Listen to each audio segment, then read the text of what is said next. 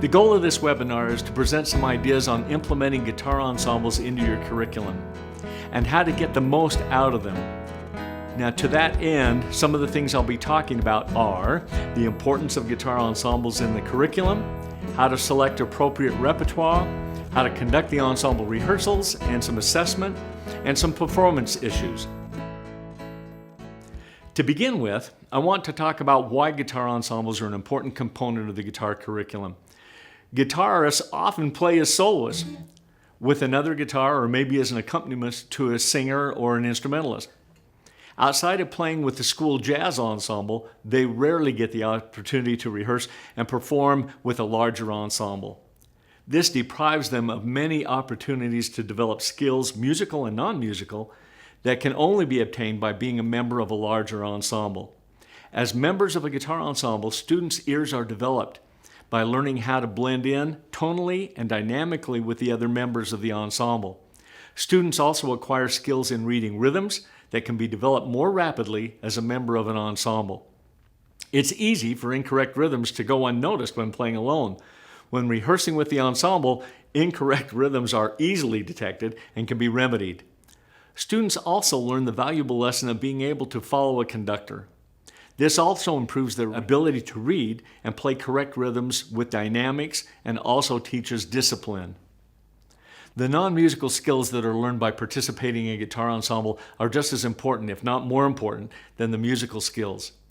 The social interaction that takes place by being a member of a group is an important life skill.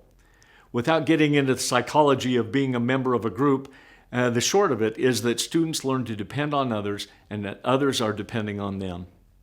Peer pressure can be a positive thing when it's done with encouragement, support, and a worthwhile goal. As a member of the team, students are learning loyalty, responsibility, and dependability.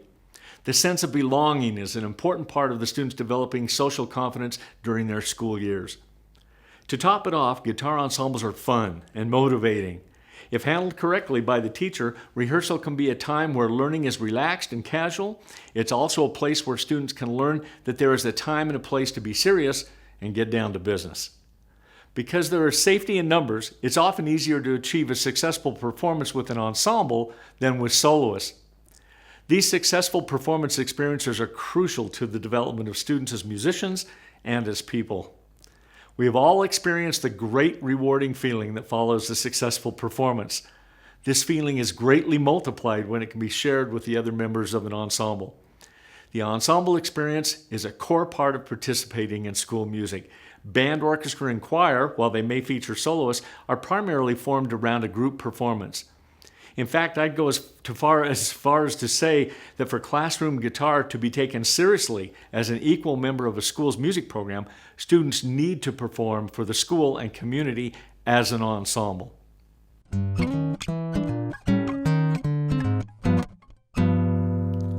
Let's talk about ensemble repertoire for a few minutes. Years ago, when I began working with guitar ensembles, it was difficult at best to find good, usable guitar ensemble repertoire. The situation is much different today. While there may not be as much repertoire as is available for, say, band or choir, there's still a lot of guitar ensemble music available. At Consonus Music, we believe that guitar ensembles are such an important component of the curriculum that we've included music for guitar ensemble in our method. The beginning level book alone contains 18 ensemble pieces, and the intermediate books are also full of ensemble literature in a wide variety of styles.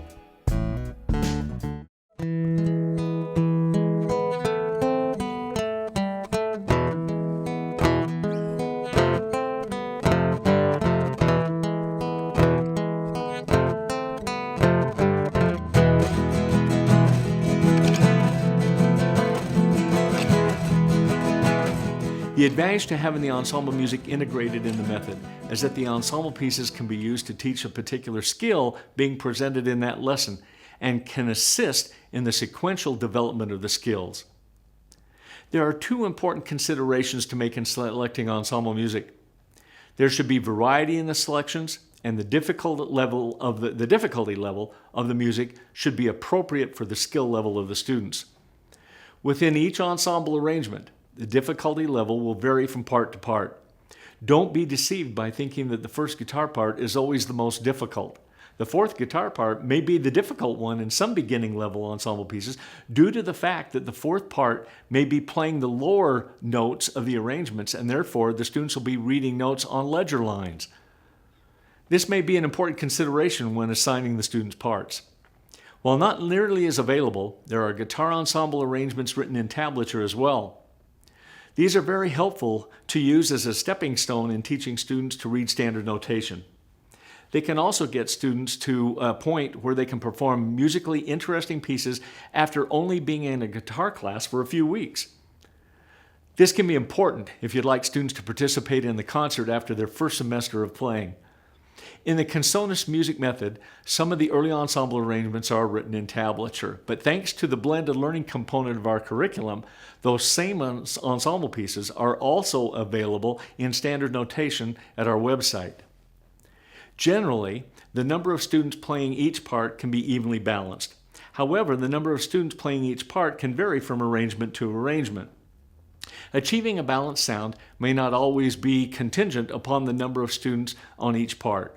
For example, if you have some very strong players, you may not need as many playing their part as the parts that have the weaker players. Also, the types of guitars used by the students might also be a consideration in the balance.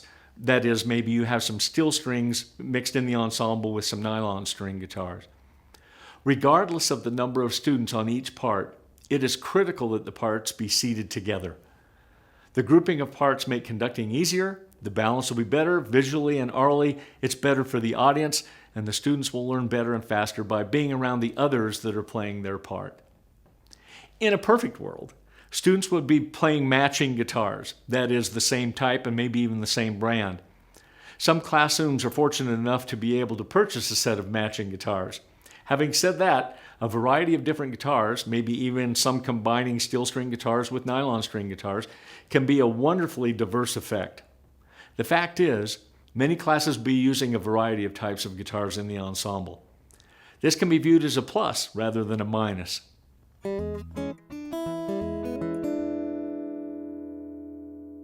Now let's talk about how to rehearse the guitar ensemble.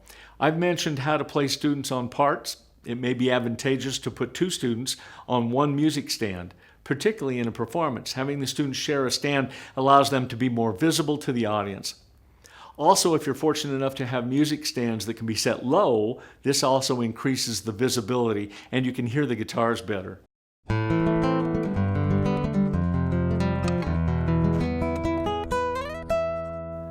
A first step in usable sequence to learn a piece of ensemble music would be to have the students watch and/or listen to a recording of the piece before they begin learning it.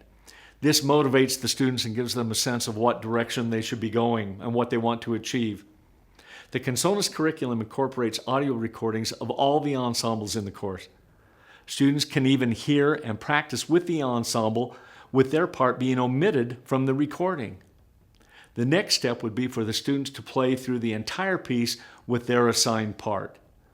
On the easier pieces, it may be a good idea to give all the students a turn playing each part. This will help develop their reading skills and give them a better sense of what to listen for when playing their assigned part in the ensemble. The rehearsing of individual parts comes next. Be sure to rehearse small sections of the piece at a time for each part. Aside from correcting the obvious things such as wrong notes and incorrect rhythms, draw attention to tone and tempo and dynamics.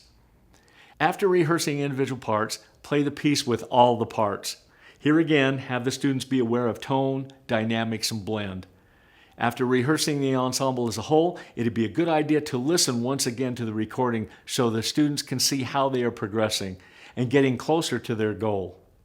At this point, you should have the students play along with the recording. I've seen this be a great motivational tool. An individual player's tone is just as important in an ensemble as it is in a solo performance.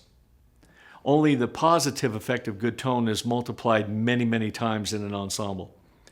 In achieving a good tone, students can be taught correct hand position if they're playing fingerstyle or if they're using a pick. The difference fingerstyle and pick placement can make in creating and varying a tone is immense. If the students are using a pick, after they play the string, it's important that they rest on the next string down. In classic guitar, this would be the equivalent of a rest stroke. So they rest, so they go down towards the ground, rest on the next string. Rather than picking out away from the guitar, they play straight down. The sound is so much more full. Even if they're just using a thumb prior to learning how to use their fingers, they can go down and rest on the next string rather than pulling the string away. If you times this difference in the sound by all of the members of the ensemble, it's a dramatic change in the tone. Also, when they talk about playing with their fingers, it's going to be, later on, it's going to be important that they have the right hand correct position to get the correct tone. So whether they're using a pick or whether they're using the fingers, they can focus on achieving a good tone. While in some pieces the dynamics are indicated, in others the addition of dynamics is less up to the performer or the conductor. If the dynamics are not written, this may be a good opportunity to have the students participate in the interpretation of the music by asking them how they feel it should be played and what dynamics they think should be added. At any rate, making the dynamics a critical part of the music is important. As with dynamics, tempos may or may not be written. This could be another opportunity to involve student input. As well as stressing to the students the importance of watching and following the conductor, it may be advisable to have the ensemble rehearse with a metronome. Providing a click track for the students not only keeps them rhythmically honest, but also helps the students see the importance of using a metronome in their individual practice. Probably the best assessment of the ensemble will be made by recording them, and I don't just mean the performance. Rehearsals can be recorded and then have the students listen to the recording and give feedback regarding what they like or what they thought needed improvement. When I've recorded rehearsals, the students become very attentive and at the same time very excited. The excitement extends beyond the rehearsal time and is an excellent motivational tool. Of course, the recording of the concert is an excellent idea. It's important that the recording be heard as a class following the rehearsal and the performance, and that the teacher points out the positive aspects of the recording. I've seen cases where these concert recordings have been made available to the parents and to the students.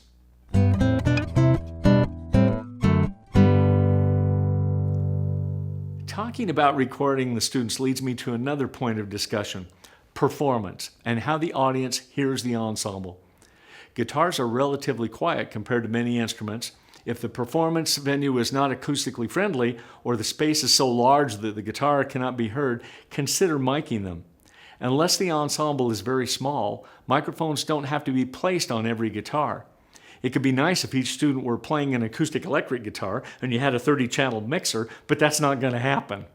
Overhead microphones can be used and extended with an extended boom spaced throughout the ensemble.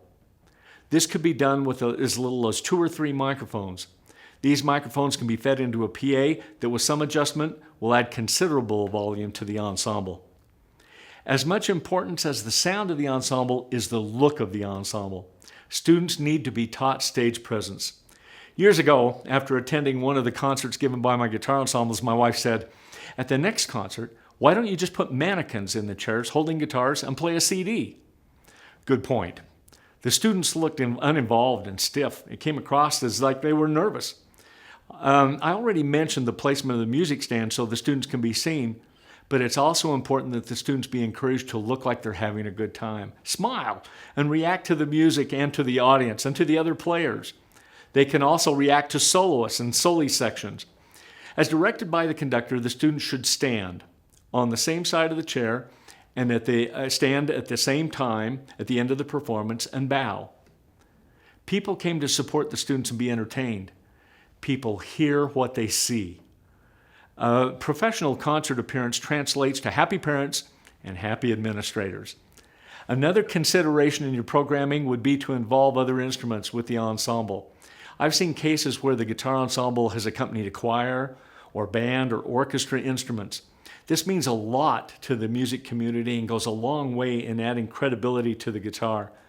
It also increases the audience size. Another possibility I've used and seen done is to feature vocal or guitar soloists with the ensemble. Maybe have one or more electric guitars featured as soloists while the acoustic ensemble accompanies them. There's a vast number of possibilities. On a closing note, let me remind you to not forget to compliment the students just before the concert and just after the concert. Just before the concert at the venue is not the time to talk about correcting the music. It's too late. This is the time to enjoy and run with it.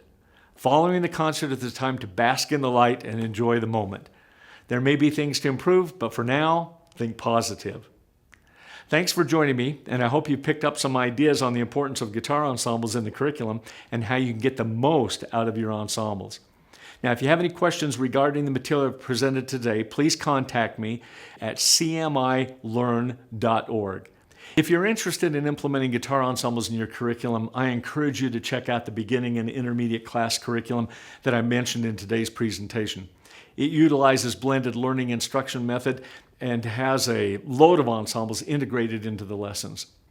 If you're satisfied with your existing curriculum, but you'd like to use our ensemble arrangements, we have a new ensemble collection which comes with a free license to the Consonus online learning site with video and audio practice and backing tracks for every ensemble. You can find out more about this at cmilearn.org. Now, right now, I'm going to step off camera so that I can answer some of your questions. Thanks again for being with me today, and I hope to see you again at some future webinars.